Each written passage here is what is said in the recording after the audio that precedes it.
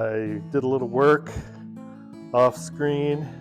When you want to time the mag on these old Ds, you want to make sure you're on the compression stroke and the mark on the flywheel is lined up with the mark on the first reduction shaft cover on the other side. And then you take the cap off of the mag, and on the rotor on the inside, make sure the contact is up to the right about 2 o'clock. And once you get that set by turning this disc back in here, unloosen the disc and turn your mag until the contact is at 2 o'clock behind the cap on the mag, and then tighten that back up. And then you want to roll the engine over and hook up your spark plugs to the plugs, spark plug wires to the plugs, and ground them to the block, and turn it over. And so make sure that you're close with the mark on the flywheel, which this one's kind of hard to tell, but it's right there, right in here. It says LHRET SPK, which means left-hand retard spark. And that lines up with the cover mark right here. If you have the round cover, there's a mark on it too to line up to. But that's when your mag should trip, when you have the trip locked down to start. So it'll mechanically trip the mag. So that should snap when the two marks line up with each other. And if you need to adjust it a little bit back and forth, you can move the disc over on the governor by the mag to make sure you get that dead set on those marks when it trips. And make sure that it trips on the compression stroke. So, and also you want to make sure your spark plug wires are grounded so that you don't ruin your condenser in your mag. So that's how the book tells you to do it. There's probably a lot of different ways to do it, but that's what the book says. So I've got new old stock spark plug wires, believe it or not. And new old stock spark plugs. These were split door spark plugs. New old stock petcocks. They are not the tall ones that should be correct for this, but I didn't have new old stock ones of those, so I put in the new old stock short ones. And you can see the spark plug over here. The writing on that spark plug is split door. And that's a 1/2-inch pipe thread on that to screw in the early D blocks. And also I had some of the wooden blocks that were new old stock. That one over there is an older one. It's not new, but this top and this block in here is new old stock. So it's hard to believe what you run across out there in the wild on parts. And then the mag, that's pretty much all new old stock. The only thing I didn't have was the armature and the bearings, new old stock, but the main body of the mag that you can see that's pot metal around here, that's new old stock. And I think this piece here was not new old stock, but a new old stock cap and points, new old stock cap, and even these side pieces are new old stock, and quite a bit of new old stock on the trip there too. So I've got that all accomplished. So I should have spark now, and now I'm going to work on the carburetor.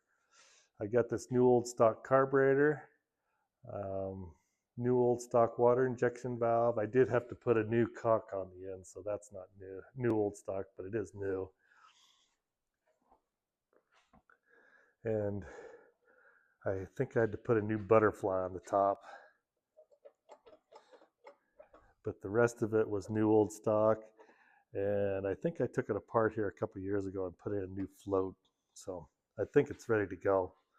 So I'll install that. I'll put my camera on the stand, and we'll get that installed and install the throttle rods and spring and get that all hooked up. So, okay, so this was the tag on the carburetor right here. So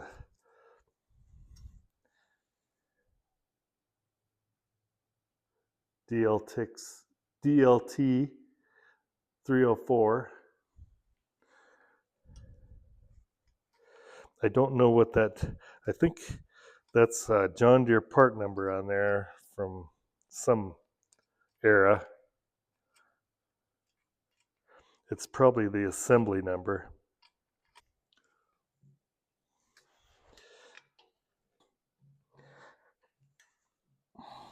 Well, I thought those bolts screw right in there, but they... Okay, I chased those both holes into the manifold so that the screws will go in there easier. I hope that solved that problem.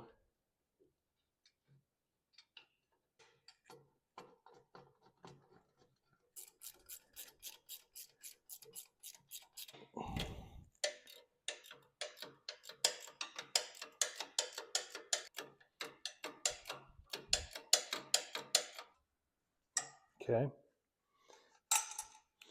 Now the little tube that goes down to the water, I've got several to choose from here. That one's bent a little bit too much. This one's the new one. I probably should use it, but I think I'm gonna have to bend it a little. Worked pretty good.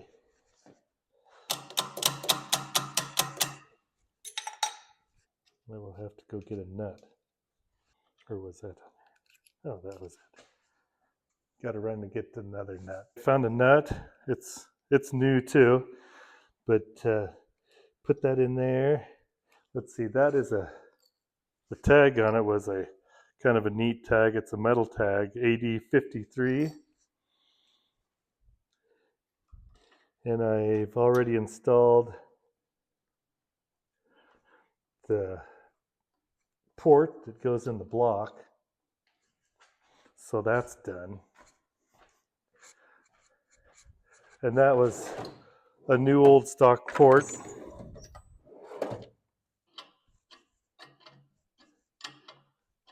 So those are easily broke off. So I'm going to try to hold on to that while I give it just a little bit of snug that up. And then this nut down here, I got to put a little bit of packing in there, maybe about 3 turns of packing.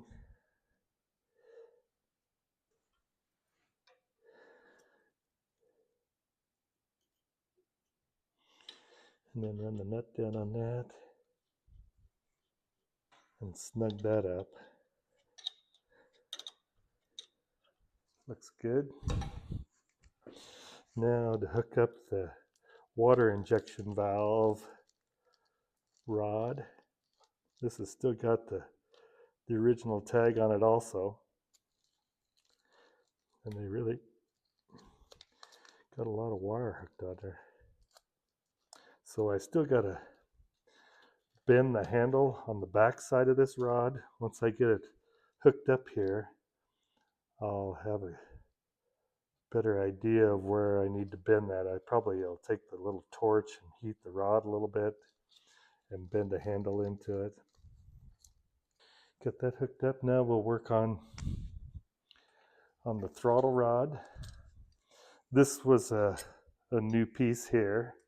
The washer is not. And then I got a new spring that still has the tag on it. So that goes on, and then a little cotter pin goes on. It's got 3 holes there. I'm just going to put it in the center one for now. It probably gives you more or less action on the throttle.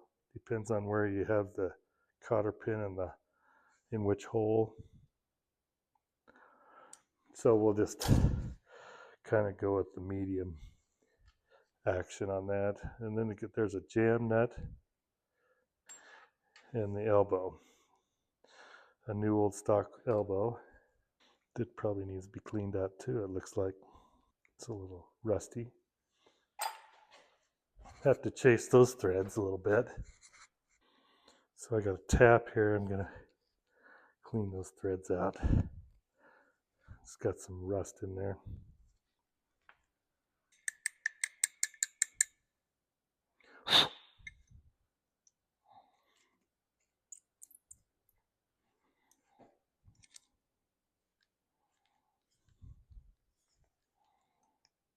Probably do almost 100% of the threads, chasing them, so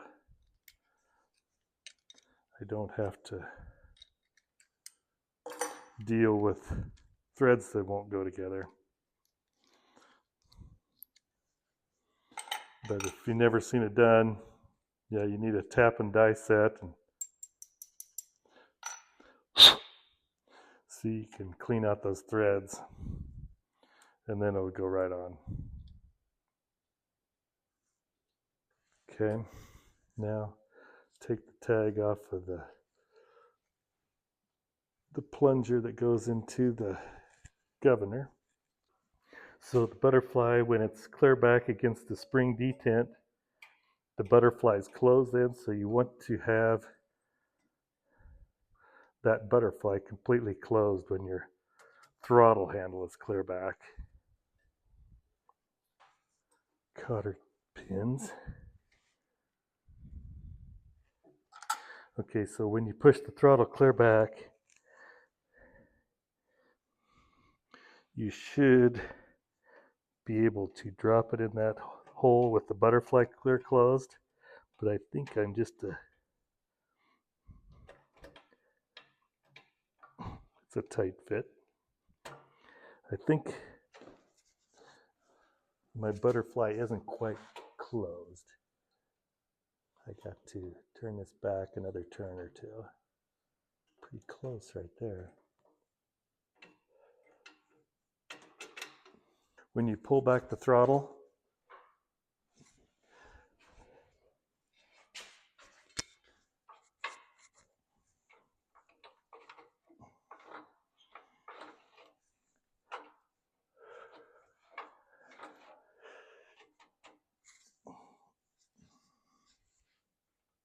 and then there's a stop back on the quadrant back here. The handle will only go so far. So you want to have that to about that point so your fork doesn't get out of the washer. I think I'm pretty well adjusted. And then that's clear closed with my handle pulled clear back. So I think I'm adjusted pretty close there now. Put the cotter pin in there so it doesn't jump out. I might have to take that off and adjust it some more after I get it running, but I think I pretty well got it installed. That spark plug wire connector is pretty close to that water valve. Everything is accessible. I think this is probably supposed to be like a turn and a quarter open.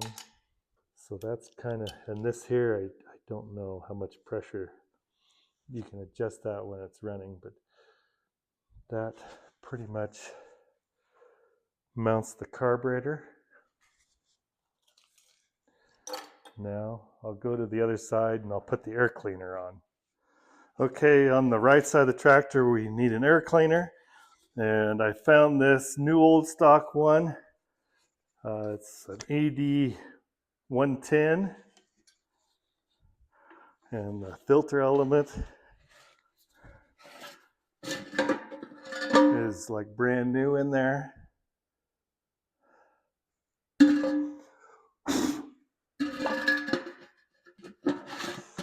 And I've got my pipe attached from the air cleaner to the carburetor. That's not new old stock, that was a reproduction piece. If I'd ever find a new old stock, I'd certainly put it on, but that was one piece that I did not find yet. So that just slips on both sides. You can pull it off just here a little bit.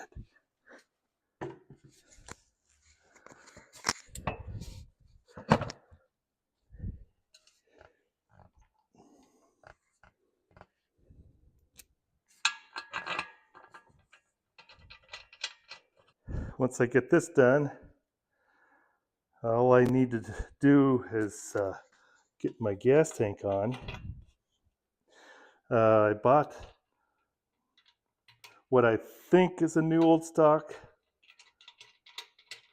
tank,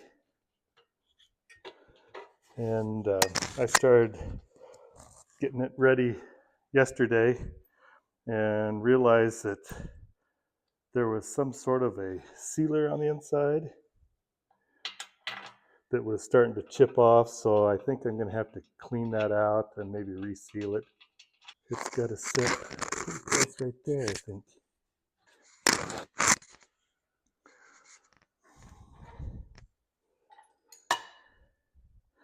So I'm getting close to having gas to my engine. I've got the spark ready to go. So once I get those two things, I could try to start it.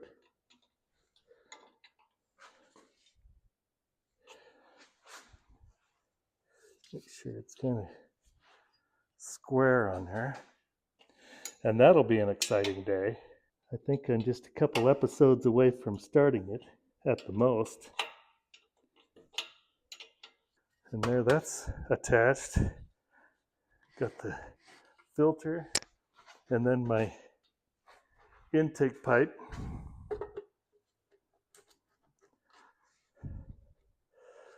Ready to put that on after the hood's on. I'll just stick it on there temporarily for now, but anyway, that gives me my spark and my gas, everything but putting on the tank. So I think we'll call it quits for now for this episode, and keep watching, and make sure you're subscribed to my YouTube channel so that you can see me finish my project and get it running. So we'll see you down the road.